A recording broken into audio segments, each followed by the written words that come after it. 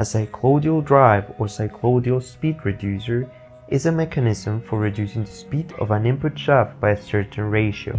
They are widely used in robotic arms and robotic systems. Cycloidal speed reducers are capable of relatively high ratios in compact sizes with very low backlash. The input shaft drives an eccentric bearing that in turn drives the cycloidal disc in an eccentric cycloidal motion.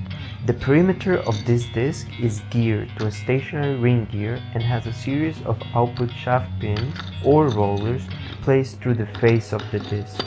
These output shaft pins directly drive the output shaft as the cycloidal disc rotates. The reduction rate of the cycloidal drive is obtained from the following formula, where P means the number of ring gear pins and L is the number of lobes on the cycloidal disc. Single stage efficiency approaches 93% and double stage approaches 86%. Single stage reductions are available commercially up to 119 to 1 and double stage up to 7,569 to 1.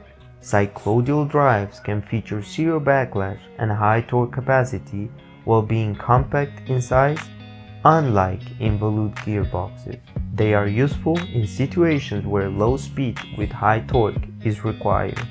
Cycloidal drives might be designed with significantly higher contact areas for their size than any gear-based transmission, such as epicyclic gearing.